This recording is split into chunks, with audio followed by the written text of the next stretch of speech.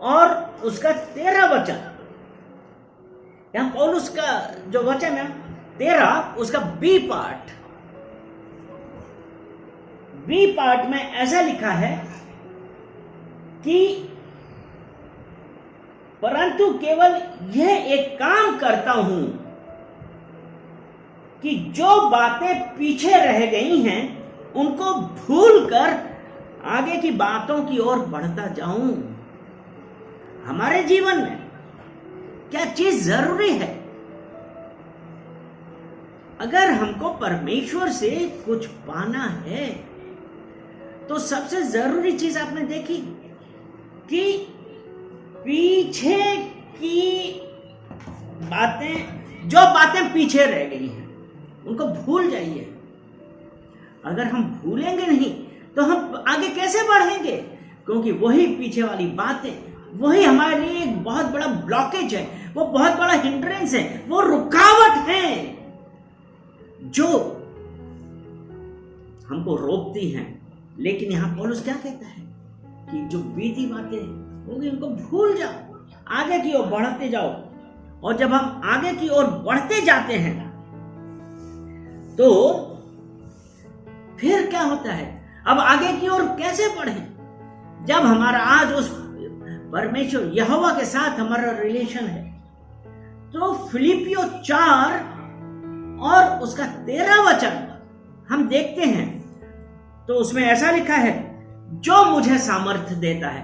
कौन आपको सामर्थ्य देता है? बोले, यहोवा मुझे सामर्थ्य देता है। जो मुझे सामर्थ्य देता है उसमें मैं सब कुछ कर सकता हूं। हालेलुया।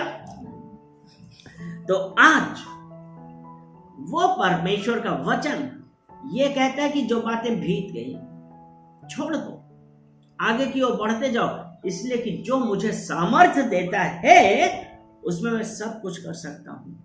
तो आज आप ये देखिए कि वो परमेश्वर कितना भला है। अगर हमारा उसके साथ रिलेशन है, वो हमें सामर्थ्य देगा, हर रुकावट हटाएगा। अभी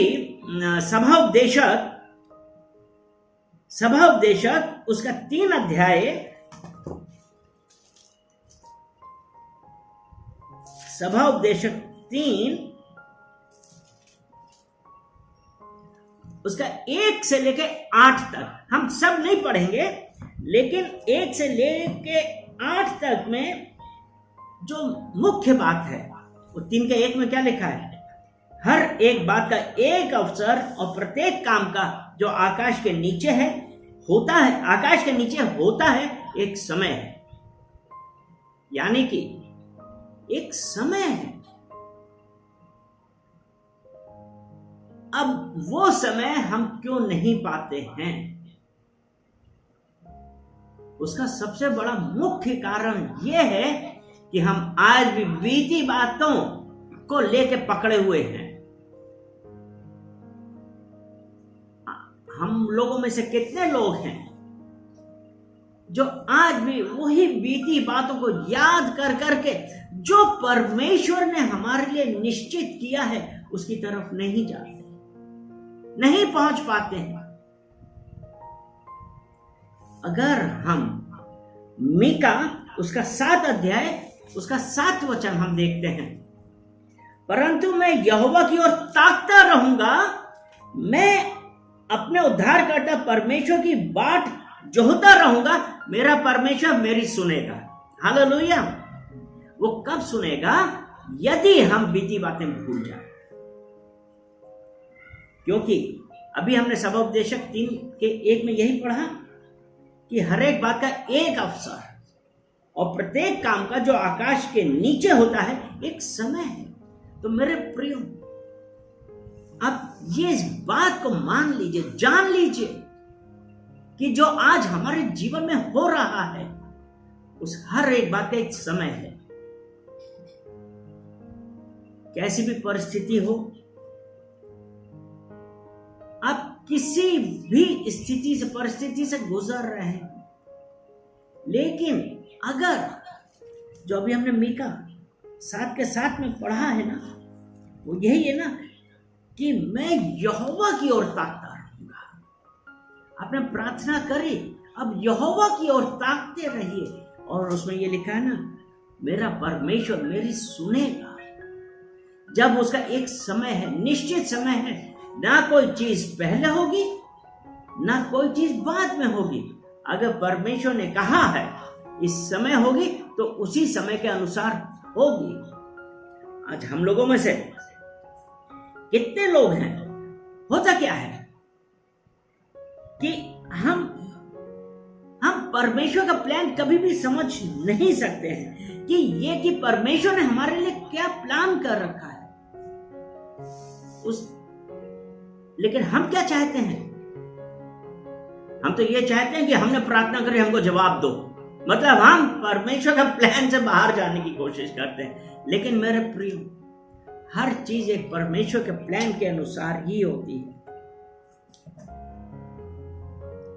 लेकिन अगर नहीं होती है तो जो हमारा एटीट्यूड है, स्वभाव है, एटीट्यूड स्वभाव है ना, वो क्या है? वो जीवन के प्रति बदलता है, बदल जाता है, क्योंकि हमको हमारी प्रार्थना का जवाब नहीं मिला।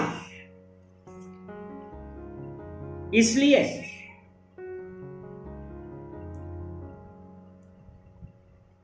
हमारा जो एटीट्यूड वो बदला, क्योंकि जब चीजें हमारे अच्छाई के लिए हो रही, हमने क्या किया? ओ हालेलुया हालेलुया हालेलुया, हम चिल्लाने लगे, हम खुश हो गए। अगर हमको जवाब नहीं मिल रहा है तो हम क्या करते हैं? सोचिए, परमेश्वर का वचन कहता है हर एक बात का एक अवसर है, एक समय है। तो आप निराश मत होइए। परमेश्वर से आपने प्रार्थना करी है, कान लगाइए, रुकिए। अगर हम हबक्कुक उसका 3 अध्याय, हबक्कुक 1 और उसका 2 से लेके 4 तक हम पढ़ते हैं। हबक्कुक माइनर प्रॉफिट, भविष्यवक्ता हबक्कुक, ये क्या कहता है? अगर हम हबक्कुक 1 उसका 2 से 4 तक पढ़ते हैं तो इसमें हेडिंग है अन्याय की शिकायत करना। हबक्कुक क्या कर रहा है?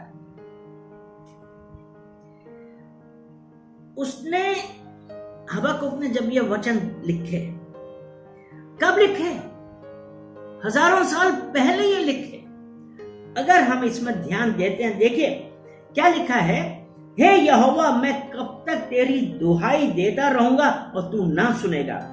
मैं कब तक तेरे सम्मुख उपद्रव चिल्लाता रहूंगा? क्या तू उद्धार नहीं करेगा? तू मुझे अनर्थ काम क्यों दिखाता है? क्या कारण है कि तू उत्पात को देखते ही रहता है? मेरे सामने लूटपाट और उपद्रव होते रहते हैं और झगड़ा हुआ करता है और वाद विवाद बढ़ता जाता है। इसलिए व्यवस्था ढीली हो गई और न्याय कभी नहीं प्रकट होता। दुष्ट लोग धर्मी को घेर लेते हैं, इसलिए न्याय का खून हो रहा है। हबक्कुक ने ये कब लिखा? हजारों साल पहले, कम से कम 2500 साल पहले। हबक्कुक ने उस वक्त परमेश्वर के सामने ये कह रहा है और परमेश्वर से ये पूछ रहा है, ये कब तक अन्याय होता रहेगा? और आज अगर हम ये वचन देखते हैं और आज के हालात देखते हैं, या अपने पिछले बीते हुए कुछ सालों के हालात देखिए, या अपने फादर मदर उनसे पूछिए, वो भी वो हालत बताएंगे, तो आप देखेंगे वो आज भी हो रहा है। वो सब चीजें आज भी हो रही हैं। लेकिन हबक्कुक ने क्या किया? क्वेश्चन किया परमेश्वर से, और अब वो जवाब सुनने के इंतजार में। हम लोग क्वेश्चन करते हैं, हम लोग परमेश्वर के पास अपनी प्रार्थनाएं लेके जाते हैं, हम परमेश्वर से दुहाई करते हैं,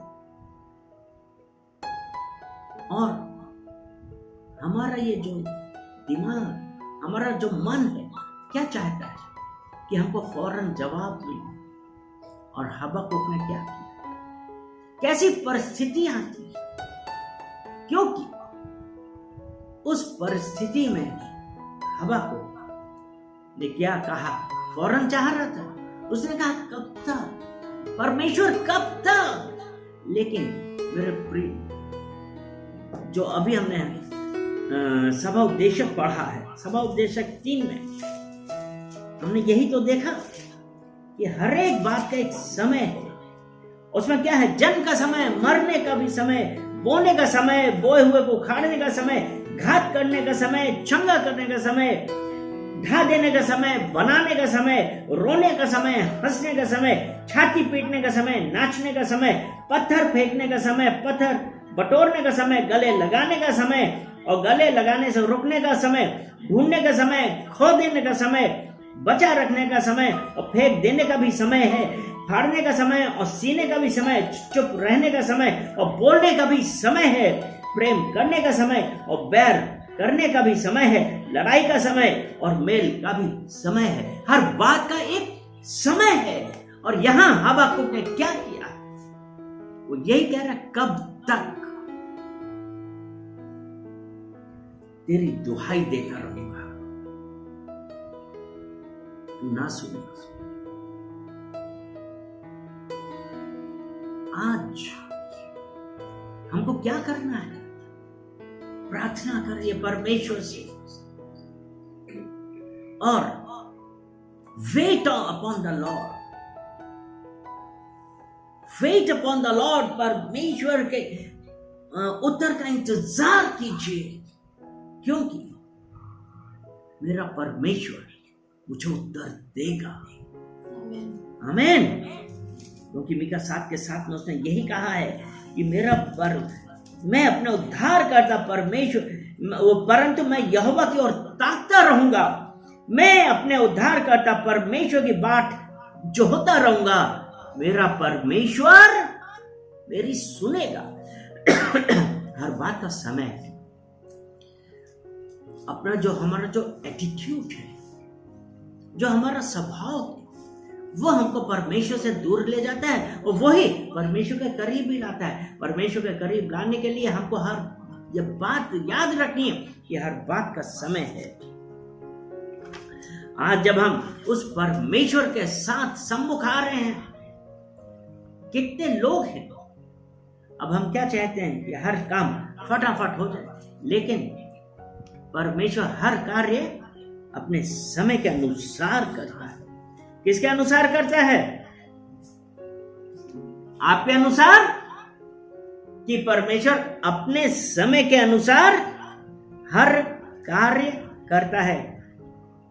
आपको विश्वास है कि परमेश्वर आप अपने समय के अनुसार करता है? हालेलुया। अगर हम पहला पतरस उसका 5 अध्याय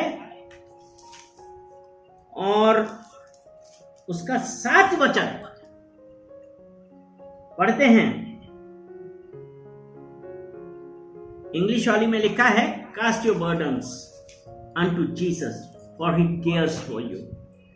अपनी सारी चिंता उसी पर डाल दो, क्योंकि उसको तुम्हारा ध्यान है। हबक्कुक ने क्या किया?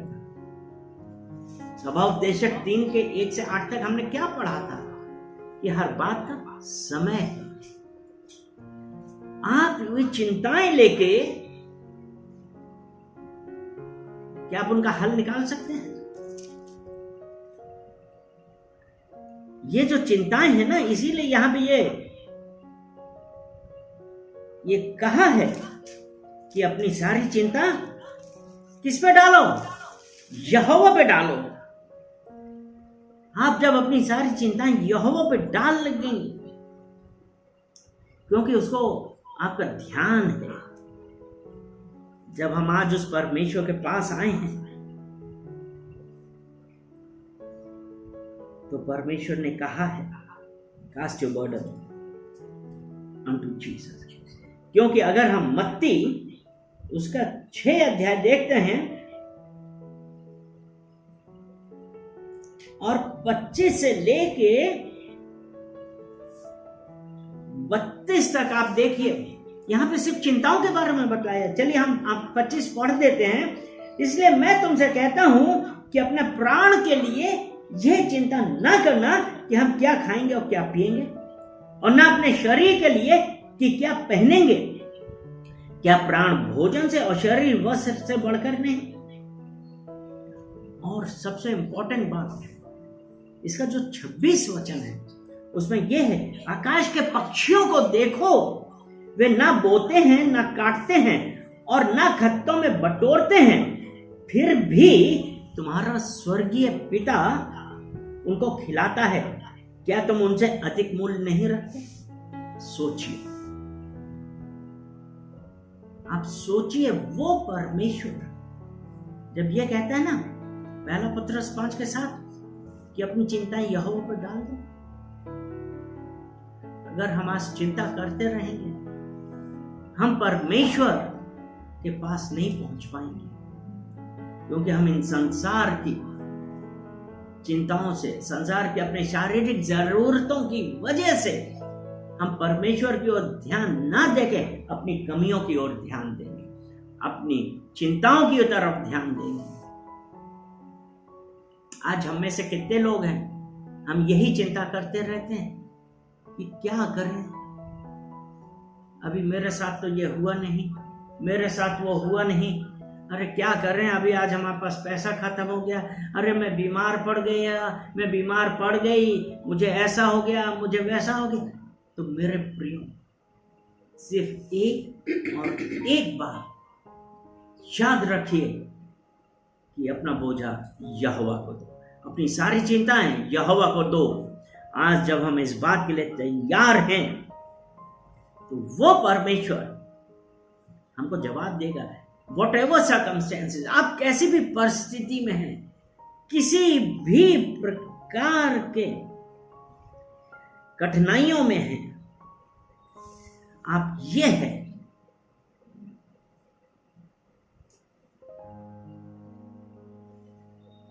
कि ये होता है ना कि आप किस प्रकार की कठिनाई में हैं और किस परिस्थितियों में हैं, इस वक्त आप कहां पे हैं?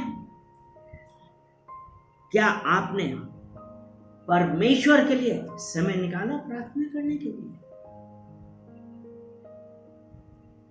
क्या हम समय निकालते हैं परमेश्वर प्रार्थना करने के लिए? अगर आपकी यह प्रार्थना है कि परमेश्वर मेरा ये करिए, मेरी ये कठिनाई दूर करिए, मेरा वो कठिनाई दूर करिए, आमीन। परमेश्वर क्या आपके इस प्रकार की प्रार्थना से खुश है? आपको जवाब दे नहीं।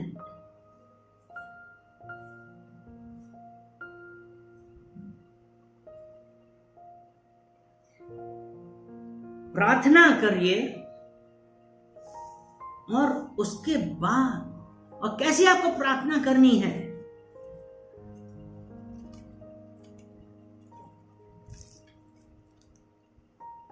प्रार्थना किस प्रकार से करनी है?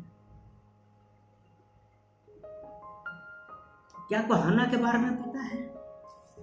हन्ना किस प्रकार प्रार्थना कर रही थी? उसने अपना पूरा दिल खोल के दिया था। वो यानी कि यहां तक कि याजक भी उसे बोल रहा था, क्या तुमने पी रखी है? तो उसने क्या कहा था? यह आपको पहला शमूएल में है, पहला शमूएल पहला अध्याय। और हन्ना के कोई संतान नहीं थी और उसकी दूसरी पत्नी के संतान थी, एल्काना उसकी दूसरी पत्नी के संतान थी। तो अब आप ये देखिए, एली के जब पहला अध्याय उसका 12 वचन, जब वह यहोवा के सामने ऐसी प्रार्थना कर रही थी, तब एली मतलब जो याजक था उसके मुंह की ओर ताक रहा था। हन्ना मन ही मन कह रही थी, उसके होठ तो हिलते थे परंतु उसके शब्द ना सुन पड़ता था। इसलिए एली ने समझा कि वह नशे में है। तब एली ने उसे कहा, तू कब तक नशे में रहेगी? अपना नशा उतार। हन्ना ने कहा, नहीं हे मेरे प्रभु, मैं तो दुखिया हूं मैंने ना तो दाख मधु पिया है और ना मदिरा। मैंने अपने मन की बातें खोलकर यहोवा से कही। आप किस प्रकार से प्रार्थना कर रहे हैं?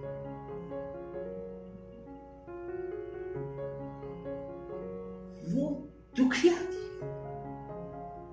यानी कि वो प्रार्थना में परमेश्वर के साथ इतनी तल्लीन हुई थी, उसके होठ तो हिलते थे कि जब वो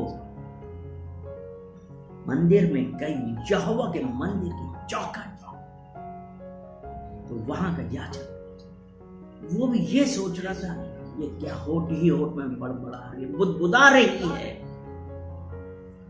प्रार्थना, प्रार्थना, इंतजार, और वो इंतजार कर रही थी क्योंकि हर एक बात का एक अवसर और प्रत्येक काम का जो आकाश के नीचे होता है एक समय है। हबाकुक कितना चिल्ला रहा था, अब वो चुप बैठ के परमेश्वर की सुन रहा है। हबाकुक 3, वो 1, सॉरी मैं बार बार 3 बोल जाता हूं।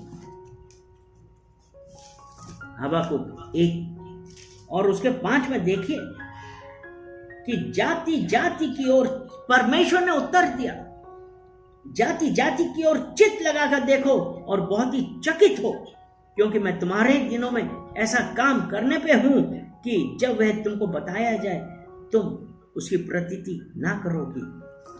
वो परमेश्वर, वो कह रहा मैं ऐसा काम करने पे हूं, लेकिन हमारा जो एटीट्यूड है, जो हमारा स्वभाव है, कि परमेश्वर को जानने के बावजूद भी हम परमेश्वर पर विश्वास नहीं कर पा रहे और सत्य को अधर्म से दबा रहे हैं, जो रोमियो 1 उसका 18 में लिखा है। परमेश्वर का क्रोध ऐसे लोगों पर प्रकट होता है जो सत्य को अधर्म से दबा, मतलब परमेश्वर को जानने के बावजूद।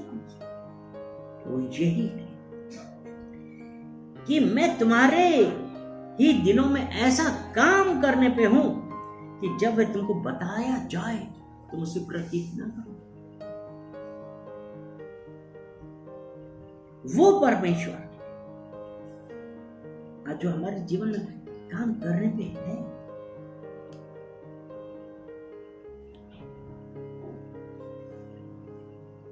जब, लेकिन अगर हम हबक्कुक 1:2 से 4 तक हम देख रहे हैं तो आप देखिए उसमें क्या है कि जब हम वचन पढ़ रहे हैं तो ऐसा लगता है ना कि जो हबक्कुक है वो गुस्सा है, फ्रस्ट्रेशन है और परमेश्वर से वो शिकायत करता है क्योंकि वहां पे वायलेंस है, विकेडनेस है। वो फ्रस्ट्रेशन के मारे तो चिल्ला रहा है। लेकिन 5वें वचन में परमेश्वर ने कहा कि मैं तुम्हारे जीवन में, तुम्हारे ही दिनों में ऐसा काम करने वाला हूं कि तुम उसकी प्रतीति ना करो, क्योंकि मेरे प्रियो हर एक कार्य का एक समय है। तो जब हम ये देख रहे हैं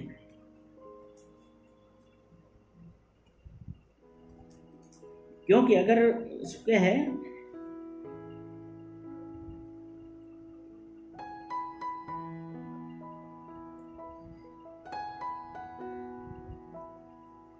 वो परमेश्वर आपके जीवन में ये काम करने के लिए है।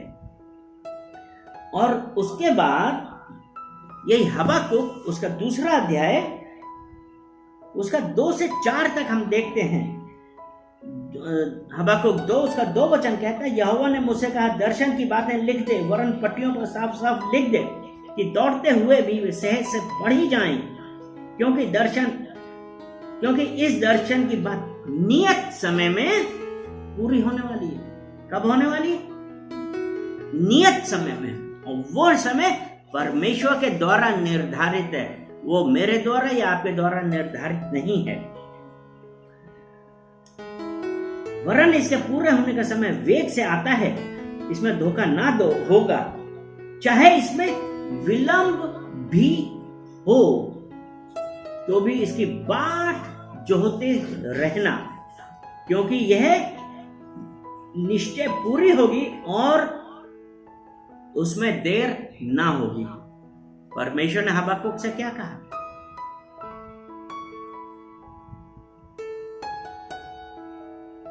विलंब भी हो तो भी इसकी बाट जोहते रहना। आपने प्रार्थना करी है, बाट जोहते रहिए, अपने समय पे वो पूरी होगी। हालेलुया। तो वो जब समय पे पूरी होगी तो आपको क्या करना है? बाट जोते रहिए। और जो उसका हबक्कुक 2 उसका 4 वचन, ये देखिए, ध्यान देने योग्य बात है। देख, उसका मन फूला हुआ है, उसका मन सीधा नहीं है, परंतु धर्मी अपने विश्वास के द्वारा जीवित रहेगा। हालेलुया। कौन? धर्मी अपने विश्वास के द्वारा। आप कौन सी कैसी भी परिस्थिति में गुजर रहे हैं, कौन सी सिचुएशन आ गई है, लेकिन धर्मी अपने विश्वास के, यीशु मसीह पर हमारा विश्वास हमको हर प्रॉब्लम से दूर करता है। इसीलिए पहला पतरस 5:7 में हमने यही पढ़ा है ना कि cast your burdens unto Jesus for he cares for you. अपना बोझा यहोवा पे डाल दो, अपनी चिंताएं यहोवा पे डाल दो, क्योंकि we live by faith not by our feelings. हम कैसे चलते हैं? हम विश्वास के द्वारा चलते हैं। जब आज वो परमेश्वर आपसे और हमसे, जब उसने कहा है ना कि बाट जोहते रहो, और जब हम परमेश्वर की बाट जोह रहे हैं तो परमेश्वर हमको हमारी बातों का उत्तर देगा। 2 कुरिन्थियों उसका 5 अध्याय और उसका 7 वचन जब हम देखते हैं, 2 कुरिन्थियों 5 अध्याय और उसका 7 वचन ये कहता है, क्योंकि हम रूप को देखकर नहीं पर विश्वास से चलते हैं। इंग्लिश वाली में है, for we walk by faith not by sight. हम परिस्थितियों को नहीं, हम परमेश्वर पर, यहोवा पर विश्वास करके चलते हैं। और आज वही विश्वास आपको आपकी प्रॉब्लम से निकालने वाला है, आपकी बीमारी से छुटकारा देने वाला है। आप कैसी भी परिस्थिति, कैसी भी सिचुएशन से गुजर रहे हैं, लेकिन आपका भरोसा उस यहोवा पे है, वो आपको छुड़ाने वाला है। हालेलुया। और परमेश्वर, उसने कहा, just shall live by faith. Hallelujah. और धर्मी लोग विश्वास से जीवित रहेंगे। और पौलुस ने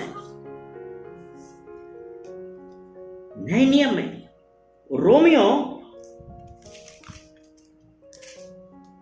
की पत्री उसका 1 अध्याय उसका 17 वचन हम देखते हैं, क्योंकि उसमें परमेश्वर की धार्मिकता विश्वास से और विश्वास के लिए प्रकट होती है, जैसा लिखा है, विश्वास से धर्मी जन जीवित रहेगा। किससे? विश्वास से। हालेलुया। विश्वास से धर्मी जन जीवित रहेगा। अपने आप को आप साथ ही साथ आज आप अपने आप को जांचते रहिए, और ये जो वचन जो परमेश्वर की तरफ से है, आपसे क्या बोल रहा है, ध्यान दीजिए। क्योंकि गलातियों की पत्री उसका 3 अध्याय और उसका 11 वचन में यह है, पर यह बात प्रकट है कि व्यवस्था के द्वारा परमेश्वर के यहां कोई धर्मी नहीं ठहरता। व्यवस्था के द्वारा परमेश्वर के यहां कोई धर्मी नहीं ठहरता, क्योंकि धर्मी जन विश्वास से जीवित रहेगा। धर्मी जन विश्वास से जीवित रहेगा। और ऐसे ही अगर हम इब्रानियों की पत्री उसका 10 अध्याय और 38 वचन क्या लिखा है? पर मेरा धर्मी जन विश्वास से जीवित रहेगा। आप अपने आप को झांक के देखिए कि आपका परमेश्वर पर विश्वास कहां है। क्योंकि आज जब वो ये कह रहा है कि धर्मी जन विश्वास से जीवित रहेगा, और मतलब फेथफुलनेस आपकी क्या है, यानी कि हम हर बात पे ट्रस्ट कर रहे हैं, हम विश्वास कर रहे हैं परमेश्वर के कि आज हम किसी भी परिस्थिति में, किसी भी मौसम में, क्योंकि आपको पता है ना जिस प्रकार इस पृथ्वी पर भी 4 मौसम है ना, सर्दी, गर्मी, जाड़ा, बरसात, मतलब वसंत ऋतु भी बोलते हैं ना, तो वो है। उसी प्रकार एक विश्वासी के जीवन में भी ये मौसम है। आप विश्वास करते हैं कि आप परिस्थितियों पे चलते हैं, तो वो ही है कि आप आज किसी भी परिस्थिति से गुजर रहे हैं, लेकिन परमेश्वर पर आप विश्वास रखिए और आपका विश्वास धर्मी जन विश्वास के द्वारा जीवित रहेगा। आप आज जिस परिस्थिति से आप गुजर रहे हैं और आप अपनी कोई कठिनाइयों में चल रहे हैं, आप ये सोच रहे हैं कि आज मैं कैसे फंस गया हूं, मैं किस प्रकार से बाहर निकलूंगा। आप अपनी परिस्थितियों को अपने परमेश्वर से बड़ा मत बनाइए, लेकिन याद रखिए कि धर्मी जन विश्वास से जीवित रहेगा। विश्वास उस जीवित परमेश्वर पे है। तो वो परमेश्वर के पास आज जब हम विश्वास कर रहे हैं, तो आपको पता होना चाहिए कि परमेश्वर का विश्वास जो है, परमेश्वर का प्लान क्या है, आपको ये ट्रस्ट करना है परमेश्वर पे, क्योंकि परमेश्वर का प्लान आपके लिए क्या है? परफेक्ट है। परफेक्ट प्लान है परमेश्वर का। परमेश्वर जो अभी हमने पहले पढ़ा था ना, क्योंकि परमेश्वर कोई भी चीज समय से पहले पूरी नहीं करता है। क्योंकि यिर्मयाह की पत्री उसका 29 अध्याय और 11 वचन क्या कहता है? 29 और उसका 11, क्योंकि यहोवा की यह वाणी है कि जो कल्पनाएं मैं तुम्हारे विषय करता हूं उन्हें मैं जानता हूं, वे हानि की नहीं वरन कुशल ही की हैं, और अंत में तुम्हारी आशा पूरी करूंगी। ये कब? जब हमारा उस परमेश्वर के ऊपर ट्रस्ट है, विश्वास है। आप कैसी भी परिस्थिति पे गुजर रहे हैं, लेकिन परमेश्वर पे, यहोवा पे भरोसा रखिए। आज जब हम परमेश्वर पे भरोसा रखिए, आप प्रोविजन, आप अपनी हर जरूरत है, अपने प्रावधान पे परमेश्वर पे भरोसा रखिए। अपने हर प्रावधान पे के लिए परमेश्वर पे भरोसा रखिए, क्योंकि फिलिपियो 4 और उसका 19 वचन जब हम देखते हैं, फिलिपियो 4 और उसका 19 में ये लिखा है ना कि मेरा परमेश्वर भी अपने उस धन के अनुसार जो महिमा सहित मसीह यीशु में है तुम्हारी हर एक घटी को पूरी करेगा। तो अपने प्रावधान को, अपनी हर घटी को भरोसा रखिए यहोवा पे कि वो पूरी करेगा। यानी कि आप ट्रस्ट करिए, भरोसा रखिए वो, और परमेश्वर की उपस्थिति के लिए भी आप भरोसा रखिए कि आपके साथ यहोवा हर समय है। आप भरोसा रखिए, क्योंकि उसकी उपस्थिति के लिए यदि हम यशायाह 43 उसका 2 वचन, आप कैसी भी परिस्थिति में हैं, परमेश्वर पर भरोसा रखिए, क्योंकि यशायाह 43 उसका 2 वचन ये कहता है, जब तू जल में होकर जाए मैं तेरे संग संग रहूंगा, और जब तू नदियों में से होकर चले तब वे तुझे ना डुबा सकेंगी। जब तू आग में चले तब तुझे आंच ना लगेगी और उसकी लौ तुझे ना जला सकेगी। यहोवा आज आपके साथ है। आप कौन सी परिस्थिति में हैं? आप डूबेंगे नहीं, आप जलेंगे नहीं। वो परमेश्वर कहता है मैं तुम्हारे साथ उपस्थित हूं, मैं तुम्हारे साथ हूं, क्योंकि मैं तेरे साथ हूं, मैं तेरे संग संग रहूंगा। और किसके संग संग रहेगा? जो यहोवा पर भरोसा रखते हैं, वो ट्रस्ट रखते हैं। और उसके बाद हम इस बात पे विश्वास करते हैं, हम ट्रस्ट करें कि उपस्थिति, खास उपस्थिति हमारे साथ है। आप उसकी उपस्थिति अपने अंदर महसूस करिए। वो विशिष्ट, जब उसकी उपस्थिति हमारे अंदर आई, हमारे अंदर शांति आई। हम चिंताओं से दूर होंगे, लेकिन हमारा उस परमेश्वर के ऊपर भरोसा रखता है और ट्रस्ट इन हिज पावर। परमेश्वर की शक्ति पे भरोसा रखिए, क्योंकि वो हमको दुष्ट की हर ताकत से छुड़ा लेता है। यशायाह 43 उसका 1 ऐसा कहता है, हे इज़राइल तेरा रचने वाला और हे याकूब तेरा सृजनहार यहोवा अब यूं कहता है, मत डर, क्योंकि मैंने तुझे छुड़ा लिया है। मैंने तुझे नाम लेकर बुलाया है, तू मेरा ही है। आज जब हम उस परमेश्वर के हैं, हमको क्या करना है? हम पे परमेश्वर पर भरोसा रखना है। आज जब हम उस परमेश्वर पर भरोसा रखते हैं, आप इस बात का विश्वास करिए कि हर एक परिस्थिति का, हर एक सिचुएशन का हमको अपने विश्वास पे दृढ़ रहना है, मजबूत रहना है कि आप कैसी भी परिस्थिति में हैं, लेकिन यहोवा पे भरोसा रखते हैं। रोमियो 8 उसका 28, रोमियो 8 और उसका 28 में ये देखिए कि हम जानते हैं कि जो लोग परमेश्वर से प्रेम रखते हैं, परमेश्वर पे उनके लिए सब बातें मिलकर भलाई ही को उत्पन्न करती हैं, अर्थात उन्हीं के लिए जो उसकी इच्छा के अनुसार बुलाए हुए हैं। हम जानते हैं जो परमेश्वर से प्रेम रखते हैं, और यानी कि हम जब परमेश्वर पे भरोसा रखते हैं तो सब बातें मिलकर, आप जो भी परिस्थिति पे हैं, सब बातें मिलकर हमारे लिए भलाई उत्पन्न करेंगे। हालेलुया। और उसके बाद जब अब आखिरी 1-2 वचन हम और पढ़ते हैं, और उसके बाद मैं यहां पे बंद करूंगा, क्योंकि